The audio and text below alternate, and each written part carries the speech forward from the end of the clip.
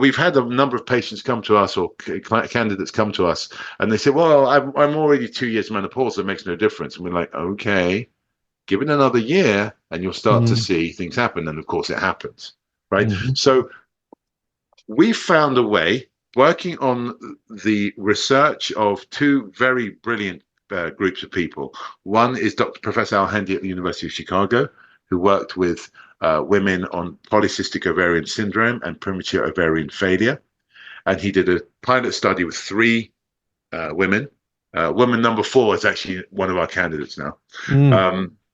There was a good success rate using autologous stem cells. The other area is Dr. Sfakianotis and the Greek fertility community at large, whereby they have taken something called PRP, platelet-rich plasma. You probably know it more like it's a vampire facial now, but it's the same thing. It's a blood product, and you take the platelet-rich plasma and you inject that back into the ovaries. Now, both of them are very valid, but they both have limitations. And what we did is we combined the two, so the delivery mechanism of PRP with the stem cell extraction procedure, which with a little few tweaks, we made it a bit more efficient. And then we added our special sauce, which is platelet-poor plasma, into it. And we've added them together with no foreign material. So, in other words, we take your own body, we extract it from your own body, we process it down, we concentrate it, and then we re-inject that back into the specific parts of your body at the right quantities that you need to reignite your system. We don't have a very large sample size. We only have about 111 people that have gone through various stages of the procedure. We have just under 840 that have inquired and are in process, but through that, but we've had an 85% success rate of extending menstrual cycle or reversing menopause. As I said, we've had that. But again, it's a very small sample size. It's not enough people because one size doesn't fit all. This is the other thing that we've learned is a few sizes, say 4 or 5, fit 99.999% of the population. I haven't got a good soundbite for that one yet, but that's very interesting. And so that's what we discovered. And then from that, what we discovered was that as we were doing this, we started off with phase 1 of the whole Rejuvisite procedure. Well, at the time it was called exotherapy, but we had to change the name due to trademark issues. And also Rejuvisite means much better because it's rejuvenating a cell as opposed to exosome therapy, because it isn't exosome therapy, it's actually rejuvenating the cells. So that's why the name, it does what it says on the tin. So when we started off the first area, we discovered that we were giving people, like we were saying before, in the preamble, of the pill that you take, and the medicine is told you take a pill. So they'll come to us, we want to do a procedure, and we come along, and there we go. And we discovered that, hold on a minute, you're 250 pounds, borderline type 2 diabetic, you got to lose some weight and you got to stop drinking sodas and not eating ice cream. And then we can discuss next stages forward. And so what we did is we discovered that that was by far the best way to work it. And then with that, this is the thing that really kicked it, is we had one patient and she had incredible results from just a diet and exercise and supplements routine. And again, I was as guilty as everyone else about, the medicine way. I thought supplements was going to be the big one, but it wasn't. It was actually diet and exercise was the big one. Right. Supplements is very, very minimized. And in fact, we find that most people reduce their supplement intake with us significantly,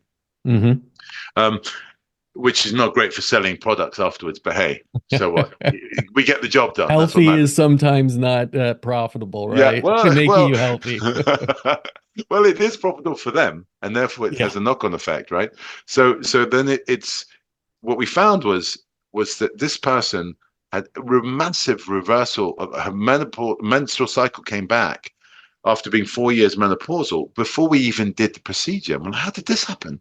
And we started to look at that, to discuss with her. We discovered that she had a very incredible way of mental strength.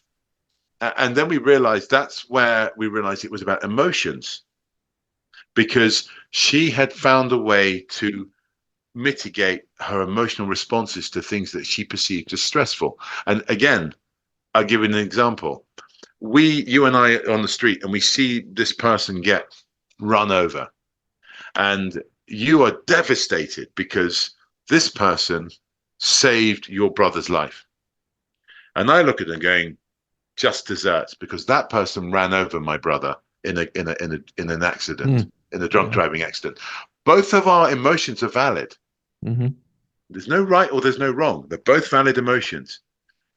It's how you deal and interpret those emotions that will affect your body. If I hold hate for that person, it will eat me up inside. There's no two ways about it. How we quantify that is very hard to do. And this is, again, where it becomes very difficult, because by quantifying it, if I say, oh, if you feel good and you manifest this and you believe that, I sound like a, new age snake oil salesman. not going to work. What we want to say is, let's stay in our lane, back to endocrine system. We're looking at sexual function and reproduction. We know that by doing this, we can give you another 11 years of life or 15% more lifespan, and we can increase your sexual function and reproduction. With men, it's not quite as easy, but we can come to that at a bit of a later stage. But stick with women. And so we know that we can do that. So we stick in our lane. How do we quantify the effects emotions have on estrogen production, testosterone production, hormonal balance? Now, again, this is a very interesting point. When you have, when women go through menopause, or when men start to age, or andropause, we have hormone replacement therapy. So you take estrogen as a woman. Well, estrogen is not produced as estrogen.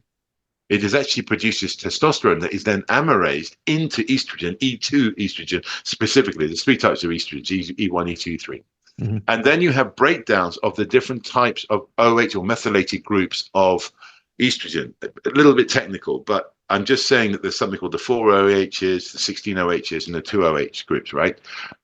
Of which some are very good for you and some are bad for you. Think of cholesterol, good cholesterol, bad cholesterol. So when you're taking these pills, your body is thinking to yourself, with men, it's a prime example with men that take, when they roid up on their tren and whatever, right? Yeah, man, yeah. and then the next thing is they stop taking it and they develop breasts, because the body says, oh, wait a minute, I haven't got enough testosterone. Oh, we better produce some estrogen so we can amarase that into testosterone. So we do it reverse ways.